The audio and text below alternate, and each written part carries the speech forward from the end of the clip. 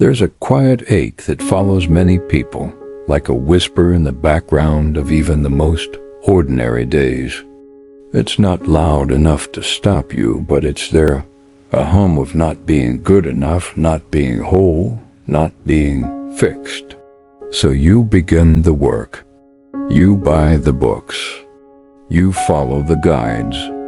You listen to the podcasts and scribble affirmations on sticky notes. You call it healing. You call it growth. But somewhere deep down, a part of you wonders, why does peace still feel so far away? What if the pursuit itself is what's keeping peace at a distance? You see, there's a subtle illusion that many of us get caught in a belief that we must first repair ourselves before we can rest, that we need to achieve a kind of emotional perfection, a perfectly balanced state, before we can finally exhale. But that's not healing. That's striving. That's another version of the same chase that left us exhausted in the first place. A man once went to a Zen master and asked, "How do I find peace?" The master replied, "Leave the mind that seeks." This answer seems too simple to satisfy the restless heart. After all, how can you stop seeking when everything in you feels broken? But let's ask honestly, is the seeking bringing you closer to peace? Or is it a treadmill that never lets you stop running? There is a difference between healing and fixing. Healing happens in stillness. Fixing demands action. Fixing says something is wrong with you. Healing whispers that maybe nothing ever was. Imagine a bowl cracked by time and use. In the Japanese art of kintsugi, such a bowl is not discarded. Instead, its cracks are filled with gold. The flaw becomes the beauty. The damage becomes the story. The repair itself becomes part of the soul of the thing. We too carry cracks. Some from childhood. Some from heartbreak. Some from just being human. And instead of hiding them or sanding them away, what if we filled them with presence, with compassion, with truth? It's tempting to believe that if we just try hard enough, think deep enough, meditate long enough, we'll finally be free of our inner storms. But storms don't respond to force. They respond to space. The more you tense up trying to get rid of your sadness, the more it holds on. Like a frightened animal, it needs gentle eyes, not grabbing hands. Sometimes what the soul truly needs is not a new method, but a gentle surrender. A softening. A willingness to be exactly as you are for this one sacred moment. The Buddha did not say, "Fix yourself and then come." He said, "Come and see. Come and see the truth of things. Come and sit with your suffering. Come and be still." The healing you long for may not be a destination, but a remembering, a returning to the part of you that was never broken in the first place. Somewhere along the way, we were taught that to be okay, we had to change. That there was a better version of us waiting somewhere down the line, thinner, calmer, more accomplished, more spiritual. So we spend our days polishing the mirror, hoping one day we'll like the reflection. But peace is not a result. It's not the prize at the end of a long, exhausting self-improvement journey. Peace is what arises when we stop making war with ourselves. Think of how you speak to yourself when no one is listening. Is it with tenderness? Or are your inner words sharp, always pushing, always measuring, always demanding more? Now imagine speaking that way to a child or a dear friend. Would they feel safe? Would they feel seen? When we are constantly in fix-it mode, we are often blind to the quiet beauty of what already is. We miss the sunset outside the window, the warmth of our own breath, the fact that we made it through another hard day. We miss the moment. We miss life. There's a parable in the Buddhist tradition about a man who is shot by an arrow.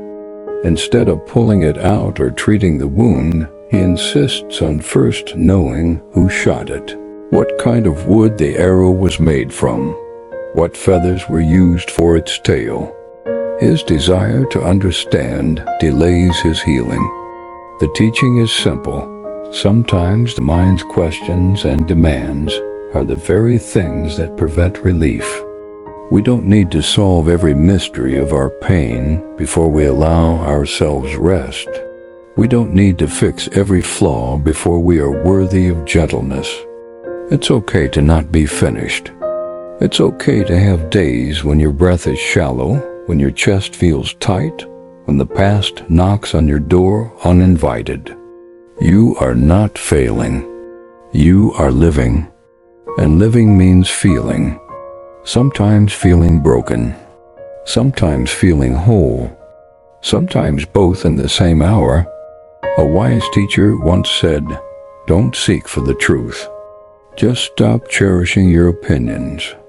Perhaps what he meant is that truth is already here, underneath our judgments, beneath the layers of who we think we should be. If we could let go just a little of our story of brokenness, peace might slip quietly in, like sunlight through a curtain. So what if we stopped chasing healing as if it were some far-off prize, and instead invited ourselves to be here, now? Not perfect, not fixed, but present. There is something sacred about simply being with yourself. No agenda, no pressure, just you breathing, existing, and knowing that this too is enough. That's where true healing begins. Pain has a way of announcing itself, sometimes as a dull ache in the chest, sometimes as a sudden sting of tears you didn't see coming. Sometimes it hides beneath your laughter, echoing quietly behind your smile. We grow up learning to fear it, to silence it, to run from it. And so we begin to treat pain like the enemy, something to conquer, suppress, or avoid altogether. But what if pain isn't here to destroy us? What if it's here to guide us? There's a story from the Buddha's life. After years of extreme asceticism, starving himself, sleeping on nails, pushing his body to the edge, he realized that neither indulgence nor self-punishment brought him closer to truth. One day, weakened and near collapse, he accepted a simple bowl of rice milk from a village girl.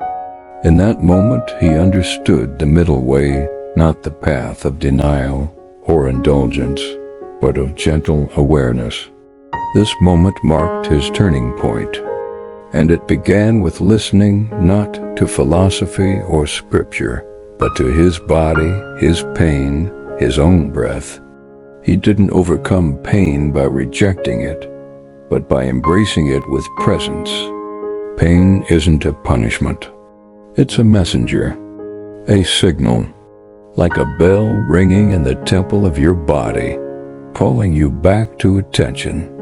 It says, there is something here that wants your tenderness.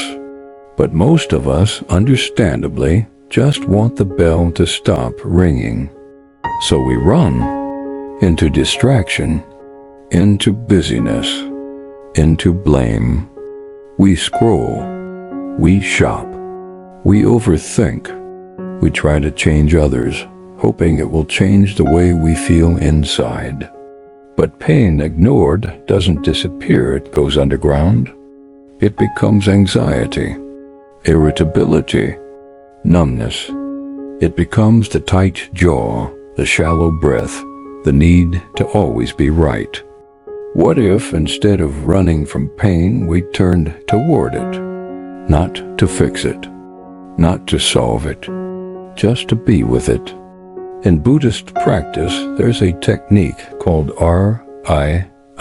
recognize, allow, investigate, nurture.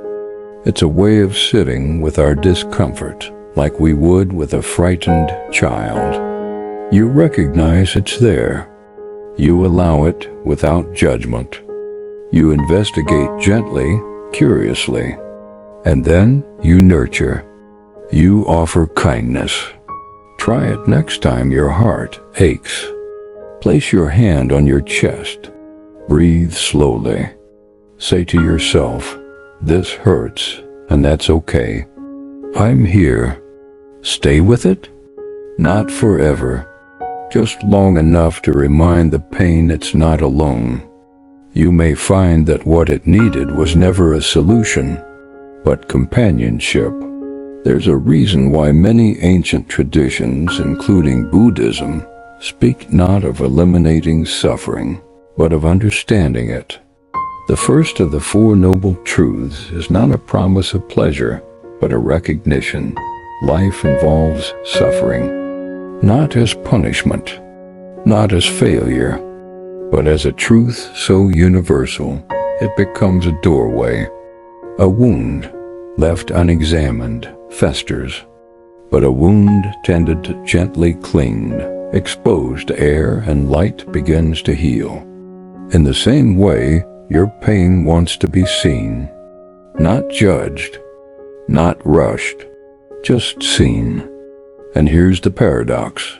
The more you try to eliminate pain, the more power you give it. But when you soften your stance, when you no longer demand that it leave, something shifts. It loosens its grip, not because it has been defeated, but because it has been heard. Have you ever noticed how a deep breath changes everything? One long exhale and the world feels a bit less heavy.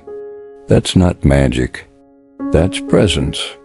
And presence is what pain truly wants, to be acknowledged, to be met in silence, not to be fixed like a broken thing, but to be honored like a sacred. Even in Christian teachings, there's a passage that says, "Blessed are those who mourn, for they shall be comforted." Not those who avoid mourning or those who have it all together, but those who mourn, who allow the sorrow, who give space for grief. They are the ones comforted. Why? Because comfort flows to open hands, not clenched fists. There is also a Tibetan phrase, "Pain is inevitable, suffering is optional." It reminds us that pain will visit all of us, but how we relate to it, that is within our hands. We can meet it with resistance or with compassion. We can tense around it or breathe through it. This doesn't mean being passive.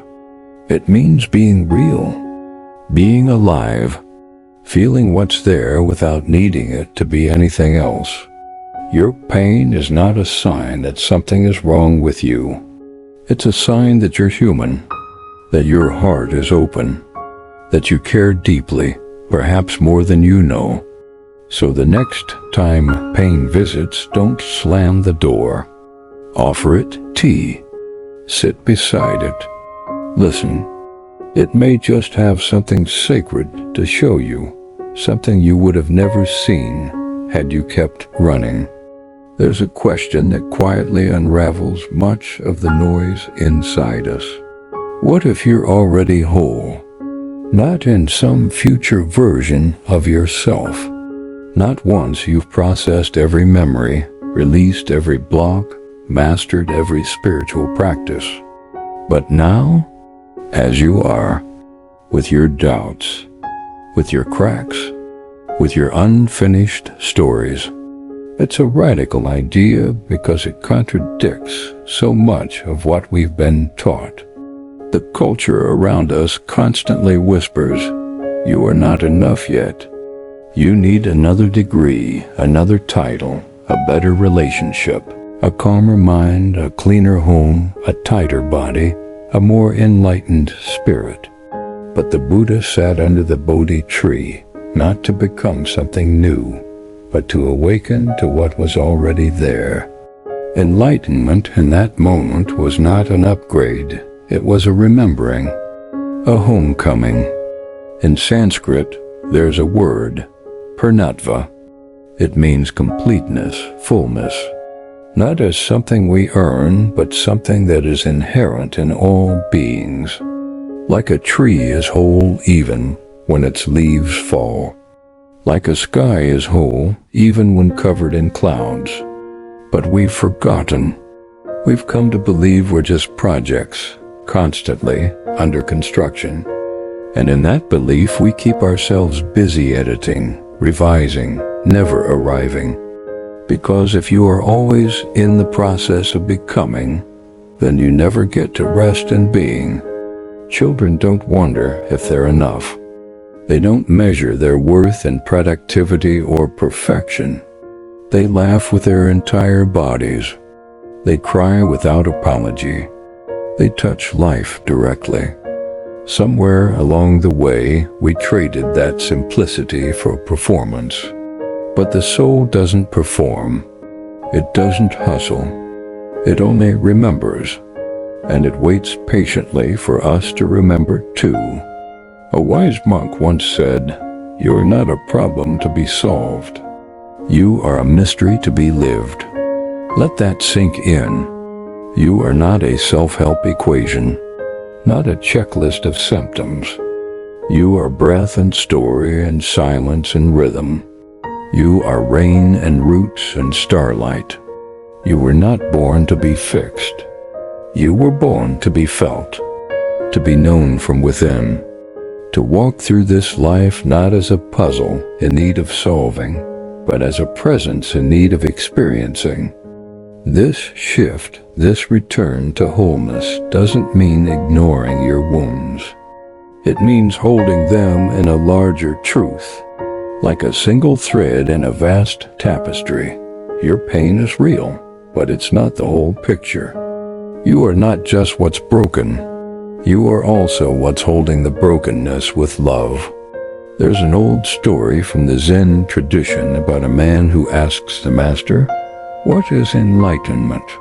The master replies, "When hungry, eat. When tired, sleep." At first, it sounds too ordinary, too simple. But therein lies the teaching. Enlightenment is not about glowing with perfection. It's about coming home to the moment. It's about being exactly where you are, fully, unapologetically, gently. When you live as if you are already whole, your actions change. You no longer chase worth, you express it. You no longer fear stillness, you welcome it. You begin to trust your own timing, your own rhythm. You begin to soften. Even your flaws become sacred. The things you used to hide now become places of connection. Your anxiety teaches you about care. Your sadness shows you where your heart is alive. Your restlessness reminds you that your spirit was never meant to live in a cage. And in this state of quiet wholeness, you become more available to others, not because you've fixed yourself, but because you've made peace with yourself. You no longer need to prove anything, so you can finally listen. You no longer need to be seen as strong, so you can finally be tender. Like a mountain does not need permission to stand tall. You do not need permission to belong here. You already do, not because of what you've accomplished, but because you are here, breathing, existing, present. And that, perhaps, is the most honest kind of healing. Sometimes the hardest part of healing is the waiting, the moments in between the pause after you've done the work, but before you feel better. You've read the books, sat in silence, named your pain, breathed through the storm, and still the ache lingers. Still the questions go unanswered. Still the nights stretch long. It's in these quiet stretches that many people give up. They assume something is wrong with them. that they didn't do it right, that they're not spiritual enough or disciplined enough or deserving enough. But here's what no one tells you. Healing is not linear. It's not a clean slope upward. It's a spiral, a dance, sometimes even a circle. You revisit old wounds not because you're regressing, but because each return gives you a deeper view. The pain that once made you collapse now simply slows you down. The memory that once tore you apart now only tightens your chest. And even that is progress. There is a Taoist story about a farmer whose horse runs away. His neighbors say, "Such bad luck." The farmer replies, "Maybe." The next day, the horse returns, bringing with it 3 wild horses. The neighbors say, "Such good luck." The farmer says again, "Maybe." Then the farmer's son tries to ride one of the wild horses, falls, and breaks his leg. Again the neighbors exclaim, "Such bad luck." The farmer, calm as ever, repeats, "Maybe." Later, soldiers come to the village, taking all able-bodied young men to war. The son is spared. The story reminds us, we don't always know what things mean in the moment. We rush to label our experiences good, bad, success, failure. But healing teaches us to let go of these labels, to trust the rhythm of life even when it makes no sense. Sometimes what feels like a setback is simply a season. Trees do not bloom all year. The moon isn't always full. Rivers slow in winter, yet no one doubts they'll flow again come spring. Your soul is the same. There are times for action and times for stillness, times for rising and times for retreat. Just because nothing is visibly changing doesn't mean nothing is happening. Seeds rest in darkness long before they break the soil. You too are allowed your winter. But in a culture obsessed with speed and success, it can feel shameful to pause. We are told to push through, to hustle, to never give up. But sometimes the most courageous act is not pushing, but surrendering. Not quitting, but resting. Not forcing clarity, but sitting with the fog until it lifts on its own. This is what the Buddhist concept of sati, mindfulness, truly means. It is not a technique to control the mind. It is a posture of patience, of deep listening, of staying present even when the present moment doesn't offer answers. Healing often happens in silence, not in the big revelations, but in the small mercies. A moment of stillness between tears, a night where you sleep a little easier, a conversation where your voice doesn't tremble quite as much. You may not notice it in real time, but one day you'll look back and see you're not where you were. You're softer, braver, more rooted, more yourself. So if you are in that in-between space where the past still echoes and the future feels unclear, take heart. This too is part of the journey. You're not behind. You're not broken. You're becoming. And becoming takes time. In the tapestry of human experience, there is one thread that weaves through every story: attachment. Attachment to people, to outcomes, to beliefs, to identities. We grasp tightly, thinking it will keep us safe. But like holding water in a fist, the tighter we hold, the more slips away. This grasping is often the root of suffering. We want things to be different than they are. We want control over the uncontrollable. We want certainty in a world that is inherently uncertain. Buddha taught Anatta the principle of non-self, reminding us that clinging to a fixed identity is an illusion. We are ever changing, like clouds drifting across the sky. When we try to pin ourselves down, we suffer. But this teaching is not an invitation to detach from life, but to engage with it more deeply. To hold things lightly, not out of indifference, but from a place of wisdom. Consider the ancient Chinese saying, "Water never refuses a cup." Water flows into the shape of whatever container holds it, yet it remains water. Flexible, yielding, yet persistent. In the same way, when you loosen your grip on who you think you must be or what you think must happen, you become like water. You adapt. You flow. You find peace not by resisting life's currents, but by moving with them. This doesn't mean you give up your values or dreams. It means you stop defining your worth by whether those dreams unfold exactly as planned. You stop fighting reality and start dancing with it. Attachment also shows up in our relationships. We want others to meet our needs, to behave a certain way, to validate us. But when those expectations go unmet, pain follows. One of the most profound Buddhist practices is cultivating metta, loving kindness for oneself and others. It is a radical acceptance that all beings, including yourself, are imperfect and deserving of love anyway. Imagine a mother holding a crying child.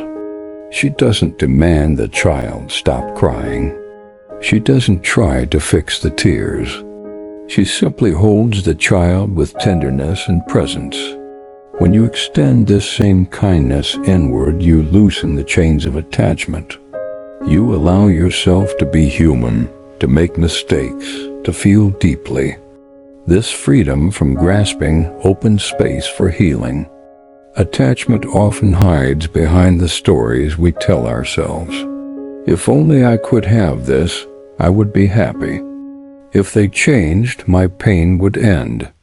If I were different, I would be worthy.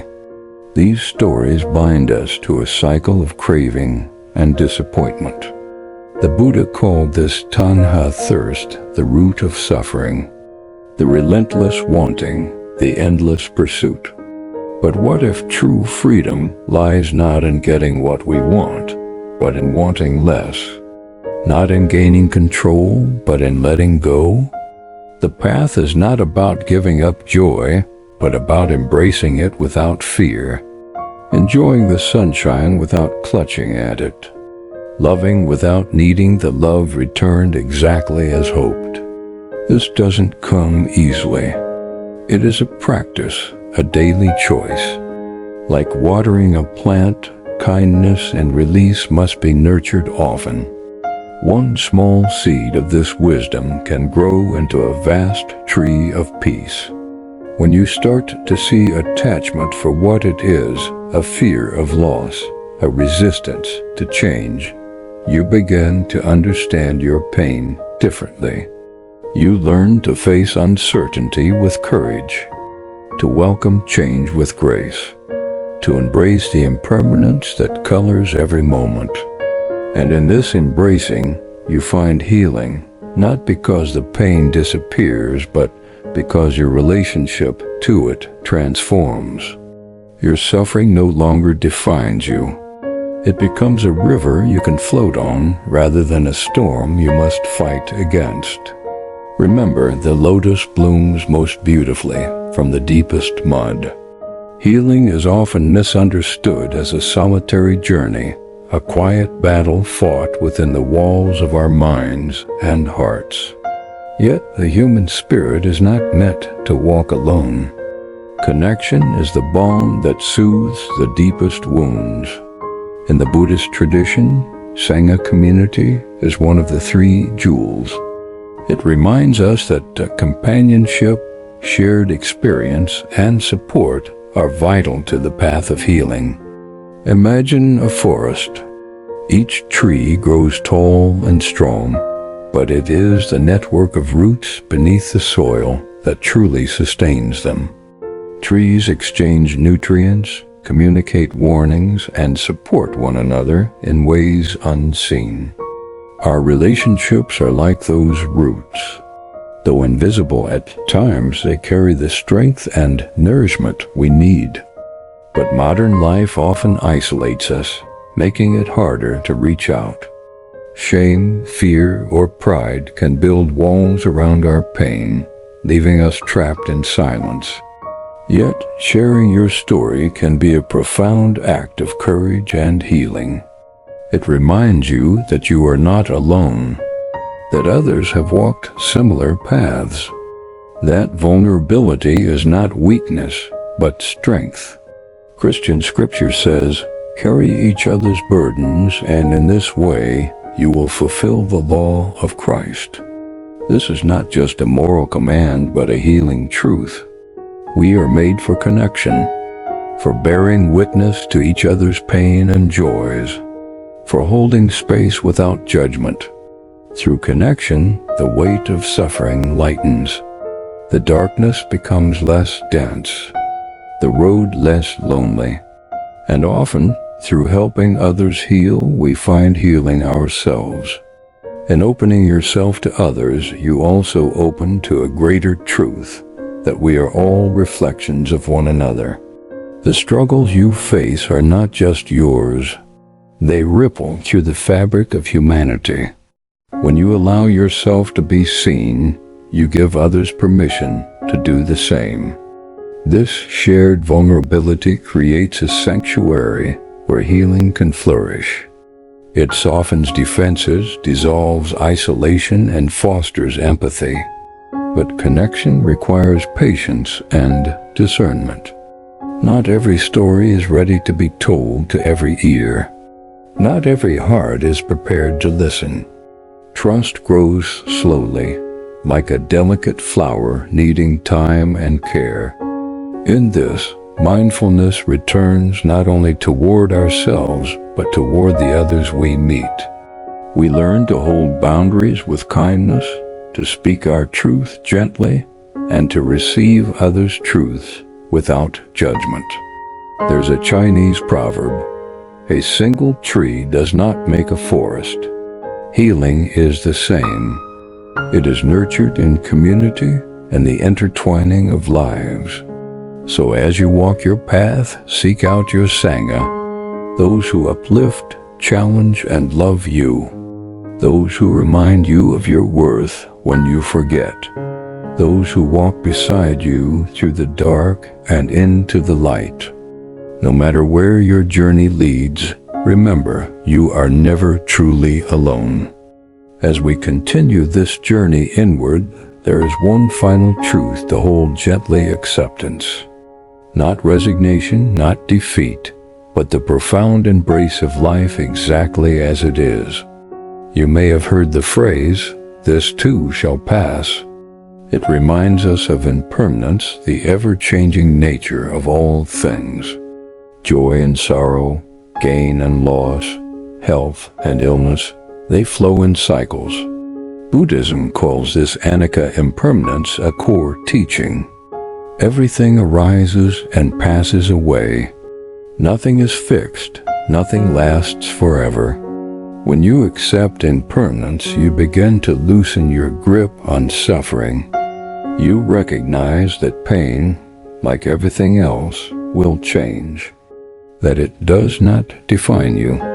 There's a simple Zen story about a student who asks the master, "How do I overcome suffering?" The master points to a river and says, "Do you see the water flowing?" "Yes." "Do not try to hold it in your hands. Let it flow freely." The student watches the water for a long moment, then smiles. Healing is much like that. It is learning to let go not by force, but by gentle release. Acceptance also means embracing yourself with compassion, to see your imperfections and still say, "I am enough," to meet your fears and still choose courage. One of the great Christian teachings echoes this: love your neighbor as yourself. How can you truly love others if you have not first loved yourself? Healing begins with self-love. When you cultivate acceptance, you open the door to peace, not outside circumstances, but peace within. The stillness beneath the noise, the calm beneath the storm. And in that stillness you find home. In the final stretch of our reflection, let us consider the essence of peace, not as a distant goal to be chased, but as a presence to be recognized here and now. Too often, we imagine peace as something to achieve after we heal completely, after we fix all that is broken. We tell ourselves, once I am better, then I will find peace. But this mindset keeps peace always just out of reach, a moving target. The Buddha said, peace comes from within. Do not seek it without. This means peace is not a destination, but a way of being. Imagine a lake. When the wind blows, the surface ripples and churns. But deep beneath, the water remains calm, steady, unchanged by the storms above. Your true nature is like that lake. Beneath the waves of anxiety, pain, and fear, there is a stillness untouched by circumstance.